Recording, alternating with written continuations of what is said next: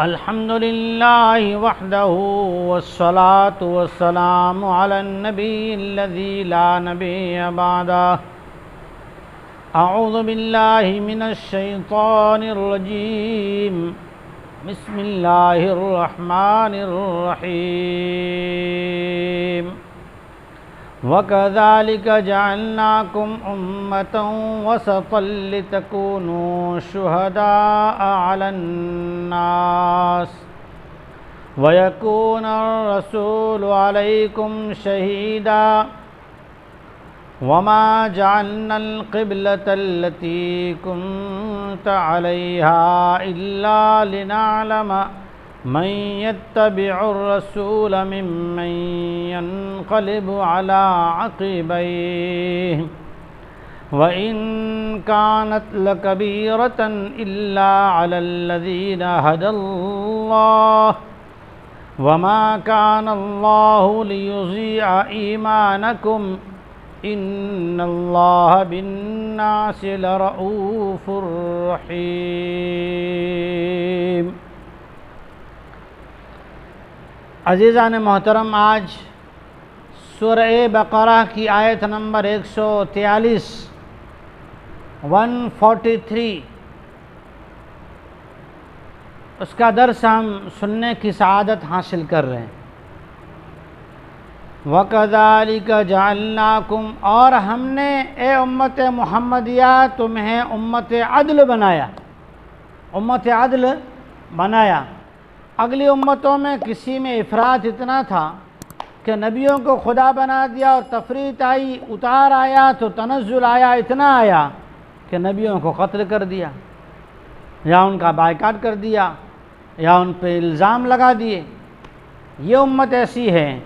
اللہ جل شانہ فرماتے ہیں جعلناکم امتا وسطا. ابو سعید خدری رضی اللہ تعالیٰ عنہ فرماتے ہیں، ترمذی شریف کی روایت ہے کہ حضور جناب رسول اللہ صلی اللہ علیہ وسلم نے فرمایا وسطا کے معنی ہے یہ امت عدل ہیں. اللہ کو اللہ مانے گی، رسول اللہ کو رسول اللہ مانے گی، رسول اللہ کو اللہ نہیں مانے گی اور اللہ کو رسول اللہ نہیں بنائے گی. مخلوق کو مخلوق کا مقام دے گی، خالق کو خالق کا مقام دے گی. پھر اللہ جل شانہ نے ایک اور شرف بخشا تاکہ تم گواہ بنو. لِتَكُونُوا شُهَدَاءَ عَلَى النَّاسِ، تاکہ تم روز محشر میں جب نبیوں کی رسولوں کی عزت داؤ پر لگنے کے لیے کھڑی ہوگی، نبی رسول سے اللہ پوچھے گا میری جانب سے پیغام توحید پہنچایا یا نہیں پہنچایا، جو اللہ کے احکامات تھے میری طرف سے پہنچائے یا نہیں. امت انکار کر بیٹھے گی. نبیوں کی عزت کا سوال ہے، گواہ کہاں سے لائیں، کسے لائیں؟ اللہ جل شانہ فرماتے ہیں لِتَكُونُوا شُهَدَاءَ عَلَى النَّاسِ. ان لوگوں کی بات کو غلط ثابت کرنے کے لیے اور نبیوں کی مددگار بننے کے لیے اللہ جل شانہ امت محمدیہ کو انشاءاللہ یہ موقع دے گا. زور سے کہیے انشاءاللہ. اللہ جل شانہ یہ موقع دے گا. اور اس سے بھی اوپر کا شرف کا جو اللہ جل شانہ نے مقام دیا وہ کیا ہیں؟ لِتَكُونُوا شُهَدَاءَ عَلَى النَّاسِ وَيَكُونَ الرَّسُولُ عَلَيْكُمْ شَهِيدًا. اور محمد مصطفیٰ امام الرسل معلم الکائنات محمد مصطفیٰ احمد مجتبیٰ شفیع المذنبین رحمت للعالمین محمد مصطفیٰ صلی اللہ علیہ وسلم تمہارے لیے گواہ بن جائیں گے.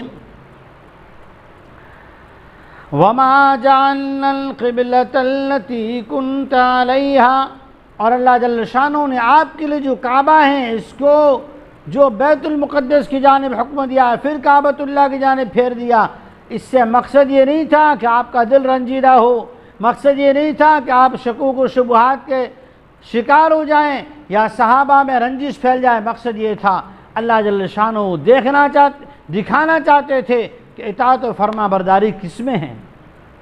اصل تو مقصد ہے اللہ کے احکامات کی اطاعت و فرما برداری کرنا. وما جعلنا القبلة التي كنت عليها إلا لنعلم من يتبع الرسول ممن ينقلب على عقبيه، کہ اس حکم کے آ جانے کے بعد کون ہے جو حکم سے پھر جاتا ہے، منہ موڑ لیتا ہے، یا کون ہے جو حکم پر جمع رہتا ہے۔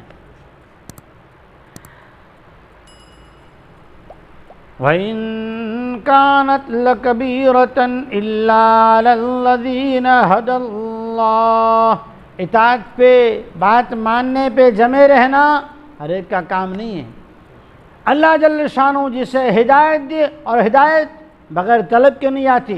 ابو طالب طلب کرنے والوں کا بھی باپ ہے، لیکن طلب ایمان نہیں ہے تو ایمان نصیب نہیں ہے۔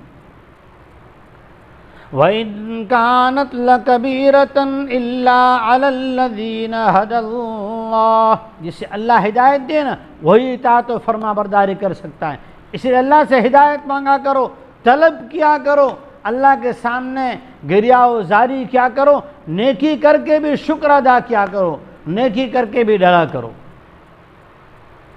وَمَا كَانَ اللَّهُ لِيُضِيعَ إِيمَانَكُمْ، اللہ تعالیٰ تمہارے ایمان کو ضائع کرنا نہیں چاہتے، بلکہ احکامات اترتے ہیں، ایمان والوں کا ایمان بڑھتا ہے، جلنے والوں کی جلن میں اضافہ ہوتا ہے، جلنے والوں کی جلن میں اضافہ ہوتا ہے۔ ایمان والوں کا ایمان کیسے بڑھتا ہے؟ اذا تلیت علیہم آیاتہ زادتہم ایمانا، جب اللہ کی آیتیں آتی ہیں، احکامات آتے ہیں، ایمان والے خوش ہوتے ہیں کہ ہم سے اللہ اپنا کام لے رہا ہے۔ اللہ تو صرف مسلمانوں کا نہیں ہے، اللہ کیسا ہے؟ ان اللہ بالناس لرؤوف الرحیم، اللہ تعالیٰ تو شفیق ہے، مہربان ہے پوری انسانیت کے لیے۔ انسانوں کو چاہیے کہ اللہ کے کلام کو صحیح نظریے سے، اچھی سوچ سے اس کی اسٹڈی کریں، اس کا مطالعہ کریں، اس کو سمجھیں اور سمجھائیں۔ اللہ جل شانہ عمل کی توفیق عطا فرمائے۔ وآخر دعوانا ان الحمد للہ رب العالمین۔